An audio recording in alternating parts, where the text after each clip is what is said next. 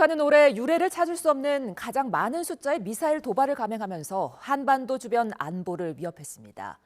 북한이 이렇게 무모한 도발을 할 수 있었던 데는 북한의 미사일 도발을 최우방 중국이 쉽게 제지하지 않을 거란 판단 때문이라는 분석이 나왔습니다. 취재기자 연결합니다. 이승훈 기자. 네, 이승훈입니다. 네, 북한이 올해 사상 최다 미사일 도발을 감행했는데요. 이 이유가 중국이 제지하지 않을 거라는 자체 판단 때문이란 분석이 나왔다고요? 예, 그렇습니다. 이런 분석을 한 사람은 미국의 정보기구 수장이라고 할 수 있는 미국 국가정보국 에이브릴 헤인즈 국장입니다. 헤인즈 국장은 캘리포니아주 시미밸리에서 열린 레이건 국방포럼에서요.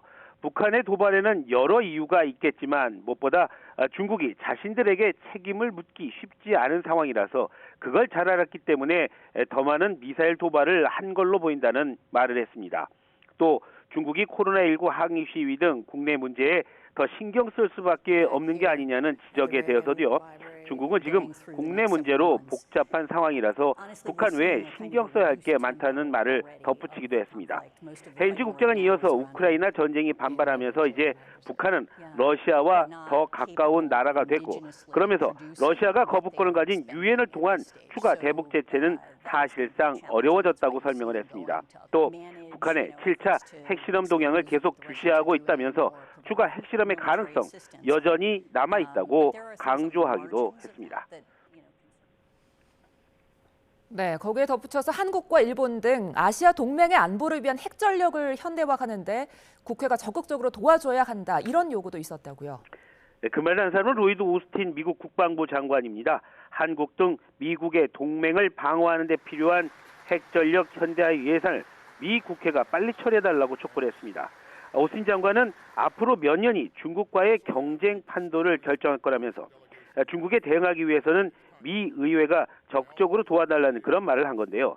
오스틴 장관은 특히 북대서양조약기구, 나토와 일본, 한국 등 미국의 동맹에 대한 중국의 전략적인 공격을 억제하는 가장 안전하고 확실한 장치는 효과적인 핵무기라고 강조를 했습니다. 또 그래서 미국 내년 예산안에 대륙간 탄도미사일 등 핵전력 현대화를 위해서 예산 340억 달러, 우리 돈 44조 원을 포함한 이유라고 설명을 하기도 했고요. 미국 국방장관이 이어서 중국에 맞서서 인도 태평양에 주둔한 미군을 더 신속하게 동원하고 전개하기 위한 노력과 투자 아끼지 않겠다고 했고요. 또 국제 질서를 새롭게 재편하겠다는 중국의 의도 그냥 보고만 있지 않겠다고 분명히 하기도 했습니다. 네, 이번엔 우크라이나 소식 살펴보죠. 마크롱 프랑스 대통령이 조속한 시기에 푸틴 러시아 대통령과 통화해서 종전 문제를 논의하겠다고 했다고요? 네, 마크롱 대통령은요, 현지 방송인 TF1과의 인터뷰에서요, 국제 원자력 기구, 그러니까 IAEA의 라파엘 그로시 사무총장과 얘기만 끝나면 바로 푸틴 대통령과 전화 통화할 거라고 밝혔습니다. 마크롱 대통령은 인터뷰에서 특히 러시아가 전쟁 전부터 주장해온 자국 안전 보장론을 이제는 고려할 때가 됐다는 말을 했는데요.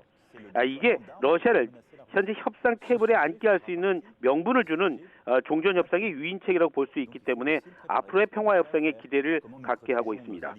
마크롱 대통령이 우크라이나의 종전 협상 중지하겠다는 의지 이번이 처음은 아닌데요. 앞서 마크롱 대통령은 지난 1일에 조 바이든 미국 대통령과의 정상회담 뒤에도 푸틴 대통령과 대화 가능성이 열려 있다는 그런 말을 했습니다.